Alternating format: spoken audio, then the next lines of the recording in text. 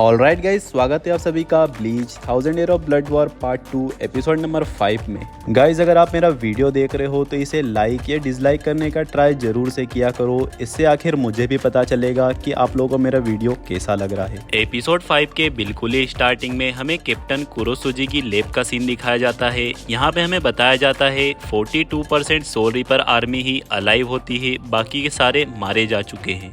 और इन 42% soul reapers में भी सिर्फ लड़ने लायक 30% ही होते हैं, बाकी के सारे घायल होते हैं। आकोन फटाक से पूछता है, जल्दी से मुझे कैप्टन की रिपोर्ट दो, वो लोग क्या कर रहे हैं। आकोन के टीममेट्स उसे बताते हैं कैप्टन सोइफोन बहुत ही घायल है और उनका लेफ्टिनेंट उन्हें ट्रीटमेंट के लिए कहीं ले जा रहा है। और कैप्टन हित्सुगाया का स्पिरिचुअल प्रेशर पूरी तरीके से गायब हो चुका है और रानगीकू के क्या हाल है इन लोगों के यहाँ पे नहीं पता है। कैप्टन केम्पाची जाराकी और उनकी पूरी की पूरी स्क्वाड 11 फिलहाल में कहाँ पर है ये किसी को नहीं पता। कैप्टन ओटोरीबाशी और कैप्टन केंसे ये दोनों के दोनों बैटल फील्ड में है और सही सलामत है। उराहारा कहते हैं अगर इसी तरीके से चलता रहेगा तो सारे के सारे स्क्वाड मेंबर्स मारे जाएंगे। कैप्टन कुरोसुजी कहते हैं जैसे ही उनके लीडर डाउन होते हैं वो भी खत्म होने लगते हैं। इसी के साथ वो कॉल मिला देते हैं कैप्टन सुनसियू को।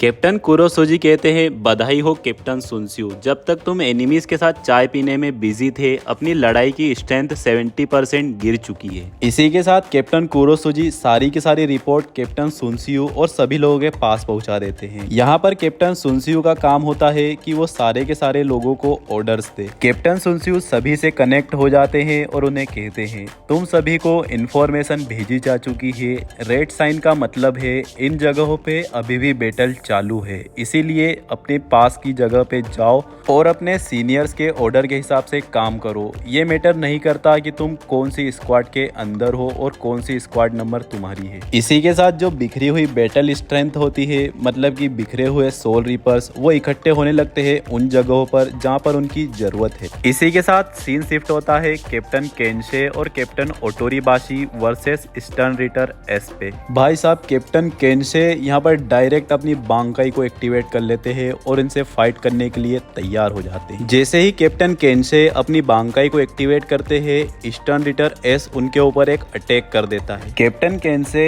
एस के अटैक को बहुत ही आसानी से ब्लॉक कर देते हैं और कहते हैं बस इतना ही। क्या मेरा बेवकूफ लेफ्टिनेंट इसी अटैक से नॉकआउट हो गया? इतना कह के कैप्टन केंशे बहुत ही जोरदार मुक्का मारते हैं स्टर्न रिटर एस के ऊपर और भाई उसकी हालत बहुत ही खराब हो जाती है। यहाँ पे कैप्टन केंशे एस के पास जाते हैं और उसे कॉलर से उठा लेते हैं और उसे कहते हैं मेरी जानपाक्टो एक ऐसी जानपाक्टो है जो कि अपने स्लेसेस यानी अटैक्स को ब्लास्ट करती है और मेरी बांकाई उन्हीं ब्लास्ट को मेरे फिस्ट में ले आती है, जिससे कि मैं जब तक अपने फिस्ट को टच करके रखूंगा अपने अपोनेंट से वो ब्लास्ट होते ही रहते हैं। इसी के साथ लिटरली कैप्टन केंशे यहाँ पर उस बंदे के पेट के ऊपर यहाँ पर एक ड्रिलिंग मशीन जो होती है गाइस उसी तरीके से मतलब चला देते हैं। भाई बहुत ही बेडेस, बहुत ही खतरनाक। ये बंदा तो बहुत पहले से मेरा फेवरेट है, मतलब क्या ही कहने इसके। एस की हालत यहाँ पर खराब हो जाती है और वो दोबारा से बेहोश हो जाता है। इतने में जो उसके पास बच्चा होता है छोटा सा, वो वापिस रोने लग जाता है और कहता है चैंप कभी भी हारता नहीं है, प्लीज वापिस उठ जाओ। कैप्टन केंशे उस बच्चे को रोता हुआ देख कहते हैं अरे यार, मैंने तो एक छोटे से बच्चे को रुला दिया, इससे तो मैं यहाँ पर बुरा आदमी बन गया। इतने में पीछे से सूहे खड़ा होता है अपनी अधमरी हालत में और कहता है कैप्टन उसे अपने आप को बेवकूफ बनाने मत दो, वो बच्चा ही है जिसे आपको पहले हराना है। वो पिद्दी छोटा चुचुंदर टिंगू बच्चा जैसे ही सुपरस्टार चिल्लाता है, भाई साहब जो स्टर्न रिटर एस होता है वो वापस से खड़ा हो जाता है बहुत ही ज्यादा पावर के साथ। एस कैप्टन सूहे को एक ही पंच में उड़ा देता है और एक बिल्डिंग में भर देता है। लिटरली भाई साहब यहाँ पर जो कॉन्सेप्ट होता है शायद ऐसा है कि ये पिद्दी बच्चा ही इस आदमी को पावर देता है, मतलब चीयर करके इसे। ऐसे एक जोरदार पंच कैप्टन ओटोरीबाशी को भी मारता है। इसी के साथ हम देखते हैं मलबे के अंदर से कैप्टन केंशे वापस बाहर निकलते हैं और वो अटैक करते हैं एस के ऊपर, लेकिन एस इतना ज़्यादा तेज होता है वो कैप्टन केंशे के सामने आता है और उन्हें बहुत ही गंदे पंचेस मारने लगता है। जब कैप्टन केंशे हवा में होते हैं वो एस के ऊपर अपनी ड्रिलिंग मशीन वाले पंचेस चलाते हैं, लेकिन उसका भी कुछ भी असर नहीं होता उस एस के ऊपर। एस लिटरली बहुत ही पावरफुल अटैक कैप्टन केंशे के हाथ पे मारता है, जिससे कि कैप्टन केंशे के हाथ में से ब्लीडिंग स्टार्ट हो जाती है और वो हवा में से ही लैंड करता है बहुत ही ज़्यादा पावर के साथ अपने कैप्टन केंशे के ऊपर। इसी के साथ कैप्टन केंशे यहाँ पर नॉकआउट हो जाते हैं और शायद शायद नहीं कंफर्म बेहोश हो जाते हैं। और भाई ऐसा नहीं होना चाहिए कि वो मारे गए हो। जो कैप्टन ओटोरीबाशी होते हैं वो उस छोटे बच्चे को खत्म कर देते हैं और कहते हैं ये बच्चा बहुत ही ज़्यादा बीच में आ रहा था। इतने में हम देखते हैं जो कैप्टन ओटोरीबाशी की पावर्स होती है वो एक बहुत ही लंबे वायर जैसी दिखती है और उनके हाथ में एक छड़ी होती है जिससे कि शायद वो उस वायर को कंट्रोल करते हैं और हमें दिखाया जाता है बहुत सारे पपेट्स बनने लग जाते हैं उसी वायर के जरिए। ये है अपने कैप्टन ओटोरीबाशी की पावर जो कि मैंने खुद पहली बार देखी है। कैप्टन ओटोरीबाशी बिना टाइम बर्बाद किए डायरेक्ट अपनी बांकाई को यहाँ पर एक्टिवेट करते हैं और कहते हैं मेरी बांकाई के ये जो लोग हैं ये मौत का नाच नचाने वाला झुंड है और इनका डांस देखने की कीमत होगी तुम्हारी जिंदगी। इतना कह के ओटोरीबाशी एक सी ड्रिफ्ट नाम का मूव का इस्तेमाल करते हैं और वो पपेट्स चारों ओर घूम घूम कर कहीं से पानी को जनरेट कर लेती है। वो पानी पूरी तरीके से एस को जकड़ लेता है और उसे डुबाने लगता है। एस यहाँ पर बहुत चिल्ला रहा होता है। जो फर्स्ट स्टेप होती है कैप्टन ओटोरीबाशी की उसमें वो पानी को जनरेट करते हैं और सेकेंड स्टेप में वो आग को जनरेट करते हैं जो कि जैसे ही पानी ने उसे जकड़ के रखा होता है आग भी उसके बाद में एस को जलाने लगती है। एस जलते जलते और चिल्लाते चिल्लाते कहता है जो चीज़ें एग्जिस्ट भी नहीं करती वो एक साथ पानी और आग को कैसे जनरेट कर सकती है। ये तो किसी तरीके का पूरी तरीके से धोखे जैसा है। कैप्टन ओटोरीबाशी कहते हैं हाँ मेरी टेक्निक ही धोखे के ऊपर बेस्ड है। ये जो दोनों स्टेप पानी और आग वाली यहाँ पर हुई होती है ये दोनों एक म्यूजिक के साथ हो रही होती है। वही म्यूजिक स्टर्न रीडर एस सुनता है और उसके ऊपर ये सब धोखे होने लगते हैं। लेकिन गाइज ये धोखे जो होते हैं ये काम रियलिटी में करते हैं। मतलब अगर वो धोखे में सोच रहा है जलना तो वो सचमुच में जलता है, ऐसा नहीं कि वो नहीं जलेगा। एस इस म्यूजिक वाली बात को फिगर आउट कर लेता है और वो अपने कानों को बंद करने लगता है। कैप्टन ओटोरीबाशी कहते हैं कानों को बंद करने से काम नहीं चलेगा, लेकिन हम देखते हैं जो एस होता है उसने अपने कानों में उंगली डाल के पूरे एयर ड्रम्स को ही फाड़ दिया होता है जिससे कि उसे सुनाना बंद हो जाता है। और हम देखते हैं एस अपने स्टार शेप का एक अटैक चार्ज करता है और 1 सेकंड से भी कम के टाइम में कैप्टन ओटोरीबाशी के ऊपर चला देता है और कैप्टन ओटोरीबाशी के चेस्ट में स्टार शेप का छेद हो जाता है और बेचारे यहाँ पर मारे जाते हैं। बहुत बुरा हुआ यार ये तो। मेरे को ओटोरीबाशी भाई बंदा पसंद आने लग गया था, मतलब अच्छा लग रहा था एक तरफ से, पर क्या ही कर सकते अब, हटाओ। एस अपनी जीत का जश्न मना रहा था लेकिन इतने में हम देखते हैं जो ओटोरीबाशी होते हैं वो अपने हाथ को थोड़ा थोड़ा हिलाते हैं। एस ये देख के कहता है ओ तो इस विलन के अंदर अभी भी थोड़ी सी जान बची हुई है। इस बार एस कैप्टन ओटोरीबाशी के सिर पे एम करता है और अपनी स्टार शेप वाली कैनन चलाने लगता है। लेकिन इतने में हम देखते हैं यहाँ पर एंट्री होती है भाई साहब अपने शो के एक लेजेंड, एक साइड लेजेंड, मतलब एक ओपी बंदे की जो कि बहुतों का फेवरेट है। उसका नाम है अपना रेंजी द गोट। और गाइस क्योंकि रेंजी और रुकिया इतने टाइम से स्क्वाड 0 के साथ ट्रेनिंग कर रहे थे, मेरे को ऐसा लगता है कि ये लोग इस बार कैप्टन के लेवल्स से ज़्यादा ही पावरफुल होके आए हैं। रेंजी आते के साथ से रुकिया से कहता है कि कैप्टन ओटोरीबाशी और कैप्टन मुगुरुमा का ध्यान रखो। इसी के साथ जो रुकिया होती है वो इन दोनों को लेकर यहाँ से चली जाती है। भाई साहब मैं तो लिटरली बहुत एक्साइटेड हूँ अपने Renzi versus eastern reader S, क्योंकि ये बंदा भी कोई हल्के में लेने की चीज़ नहीं है भाई। एस बहुत ज़्यादा पावरफुल आदमी है यहाँ पर, और अपना रेंजी जो कि बहुत ही ज़्यादा नई ट्रेनिंग करके आया है स्क्वाड 0 के साथ। एस कहता है क्या तुम मुझसे अकेले लड़ना चाहते हो, लेकिन बाद में इस चीज़ के लिए पछताना मत कि तुमने अपने साथी को यहाँ से भेज दिया। रेंजी कहता है ठीक है, पर बाद में तुम मत पछताना कि तुम मेरे जैसे से हार गए। इन दोनों की फाइट से पहले हम देखते हैं जो बच्चा होता है छोटा पिद्दी टिंगू सा, वो वापस रिवाइव हो जाता है क्या मालूम कैसे, और आकर चीयर करने लगता है एस को।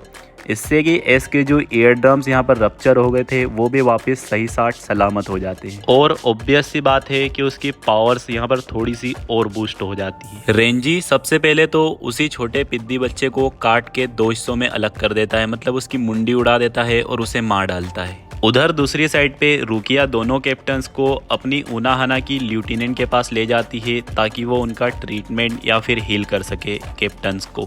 सीन जैसे ही इधर वापस शिफ्ट होता है हम देखते हैं रेंजी ने एस के पेट के ऊपर और मास्क के ऊपर एक बहुत ही शानदार सा कट दे रखा होता है। रेंजी कहता है जो रियल सुपरस्टार होता है वो अपने चेहरे को कभी चोरों की तरह छुपा के नहीं रखता, इसलिए इसे खुला रखो। एस अपने आप को थोड़ा सा रिकवर करता है। इतने में हम देखते हैं पीछे से वही टिंगू बच्चा वापस चिल्लाने लग जाता है और उसके मुंह में से बहुत सारे छोटे छोटे उसी की तरह दिखने वाले बच्चे निकलने लगते हैं। रेंजी जैसे ही उस बच्चे को देखता है उसके मन में बस एक ही रिएक्शन आता है कि ये क्या बवासीर बना दिए है। और इतने सारे बच्चे मिल के अब चीयर कर रहे होते हैं तो यहाँ पर एस एक और पावर अप करता है जिससे ही उसके मास्क का कलर भी चेंज हो जाता है और वो बहुत ही ज्यादा पावरफुल हो जाता है।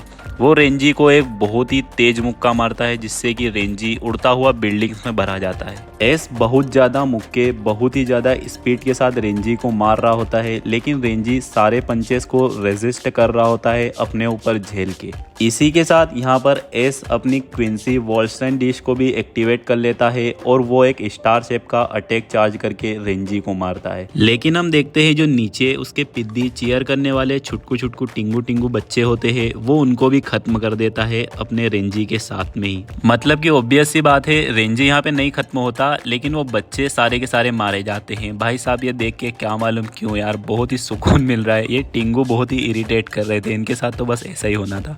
टिंगू बच्चे बोलते हैं लेकिन सुपरस्टार ऐसा क्यों, और रोने लगते हैं। मतलब ऐसे ही रोने जैसा रिएक्शन रहता है। सुपरस्टार कहता है जब तक मैं खुद अलाइव हूँ तुम लोग तो वैसे ही वापस आ ही जाओगे। इतने में जैसे ही धुआं हटता है हम देखते हैं रेंजी ने यहाँ पर अपनी बांकाई को एक्टिवेट कर लिया होता है और यहाँ पर वो सही सलामत अलाइव होता है। रेंजी की यहाँ पर जो बांकाई दिखाई जाती है वो थोड़ी अलग यहाँ पर दिख रही होती है। ये देख के एस भी हैरान होता है कि इसकी बांकाई थोड़ी अलग लग रही है। गाइज मेरे को समझ में नहीं आ रहा यार ये एस ने अपनी रेंजी की बांकाई को और कब देख लिया। शायद हो सकता है इसने फर्स्ट फाइट में नोटिस किया हो या फिर देख रखा हो पहले ही। गाइज मेरे को एकदम से अभी याद आया कि जिसने साबीमारू को पहले तोड़ा था वो यही था ईस्टर्न रिटर एस। इसके साथ ब्याकुया और उस बंदे की भी फाइट होगी, आपको याद होगा। इसी के साथ हमें एक सीन दिखाया जाता है पास्ट का जहाँ पर रेंजी स्क्वाड 0 के मेंबर इचिबे के साथ होता है।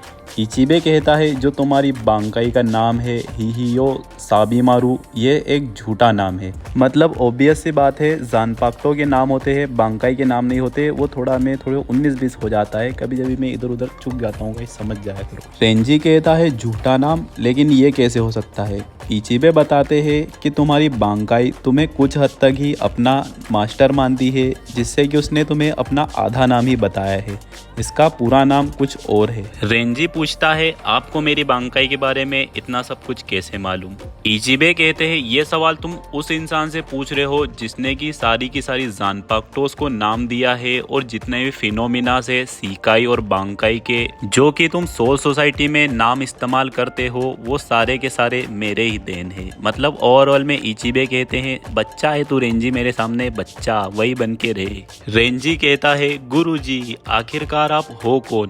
इचिबे बताते हैं तुम्हें नहीं पता, सोल किंग ने मुझे नाम दिया है मानाको ओशो, वो बंदा जो कि बांकाइस के नाम डिसाइड करता है और उन्हें नाम देता है। मतलब गाइस ओइत्सु का काम होता है जानपाक्टोस को बनाना और उनके नामकरण का काम होता है इचिबे का। वाह वाह तालिया तालिया। इचिबे कहते हैं अब मैं तुम्हें बताने वाला हूँ जाबीमारू की बांकाई का ट्रू नेम, लेकिन इससे पहले कि मैं तुम्हें इसका रियल नाम बताऊं तुम्हें अपने आप को वर्दी प्रूफ करना होगा इसकी पूरी पावर के, और वो भी अभी के अभी इसी वक्त। सीन वापस प्रेजेंट में शिफ्ट होता है और हम देखते हैं रेंजी बांकाई का नाम ले रहा होता है। कहता है वो सोबो जाबीमारू इसकी बांकाई का ट्रू नेम, और उसकी बांकाई का शेप भाई बहुत ही ज़्यादा कूल होता है। मतलब पहले वो सांप जैसी दिखती है लेकिन अब वो रियल स्वॉर्ड और एक शील्ड जैसी दिखती है। अब बारी है guys Quincy Vollstandig this Eastern Ritter S versus Bankai अपना रेंजी द गोट।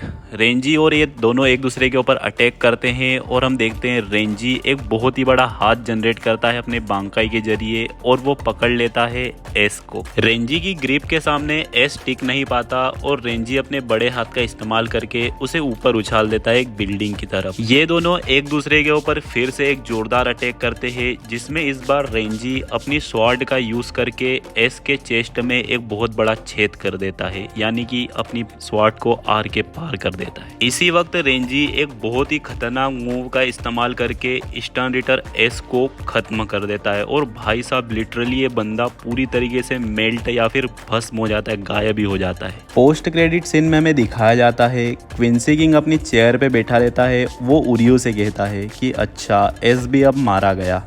इसी के साथ वो कहता है कि एस अब वापस लौट आओ, और जो एस के जो टुकड़े टुकड़े जो बट रहे होते हैं वो वापस रेशी के फॉर्म में अपने क्विंसी किंग के अंदर घुस जाते हैं। और हमें दिखाया जाता है कि ये जो बंदा चेयर पे बैठा रहता है ये बंदा क्विंसी किंग नहीं बल्कि हैशवॉल्थ यानी कि अपना ह्यूगो होता है। ह्यूगो उरियो से कहता है जो क्विंसी किंग है वो आराम कर रहे हैं और अपनी स्ट्रेंथ को बिल्ड कर रहे हैं और उनकी नींद में किसी भी तरीके की बाधा उत्पन्न ना हो पाए। ओरियो कहता है ठीक है, लेकिन तुम उनकी जगह पे उनकी चेयर पे क्या कर रहे थे? हैशवॉल्थ बताता है तुम्हें यही तो पता ही होगा कि सारे क्विंसीज अपने क्विंसी किंग से रिलेटेड है, यानी कैसे भी तरीके से लिंक्ड है, एक दूसरे के साथ जुड़े हुए हैं। लेकिन क्या तुम्हें ये पता है कि अपने मेजेस्टी इतनी ज़्यादा पावर्स कैसे पजेस करते हैं और वो किस तरीके के शख्स है? मुझे पता है ये बात तो तुम्हारे ग्रैंडफादर भी पता नहीं कर पाए, लेकिन मैं ये बात तुम्हें बताने वाला हूँ क्योंकि तुम भी आखिरकार क्विंसी किंग के सक्सेसर हो।